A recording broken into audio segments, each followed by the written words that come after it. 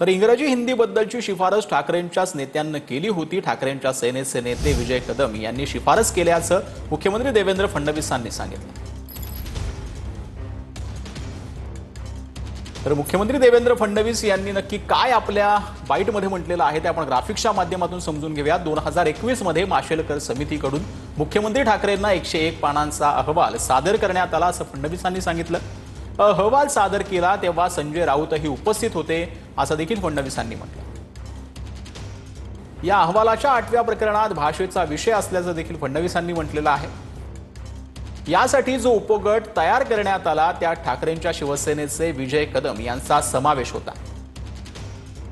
इंग्रजी हिंदी दुसरी भाषा म्हणूनच पहिलीपासून लागू करावी अशी विजय कदम यांची शिफारस असल्याचं देखील फडणवीसांनी सांगितलं। 20 जानेवारी 2022 रोजी मंत्रिमंडळात या अहवालाचं इतिवृत्त कायम केलं गेलं। या इतिवृत्तावरती तत्कालीन मुख्यमंत्री उद्धव ठाकरेंची सही आहे।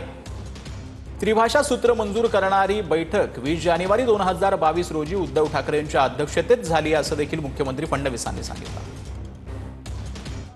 उपनेते विजय कदम हे या उपगटाचे नेते होते किंवा यातले प्रमुख होते आणि यांनी काय शिफारस केली आहे तर यांनी शिफारस अशी केलेली आहे की मुद्दा क्रमांक 8.1 इंग्रजी आणि हिंदी भाषा ही दुसरी भाषा म्हणून पहिल्या वर्गापासून लागू करण्यात यावी। इंग्रजी आणि हिंदी ही दुसरी भाषा पहिल्या वर्गापासून ते 12वी पर्यंत सक्तीची करण्यात यावी।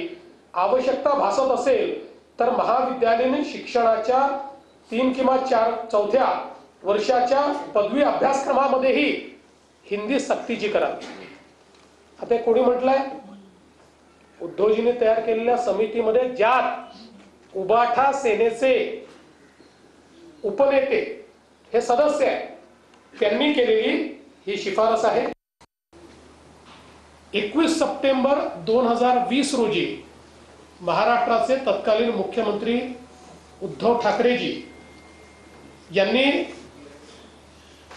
हे शैक्षणिक धोरण कशा प्रकारे लागू करायचं याकरता एक तज्ञ समिती नियुक्त केली होती।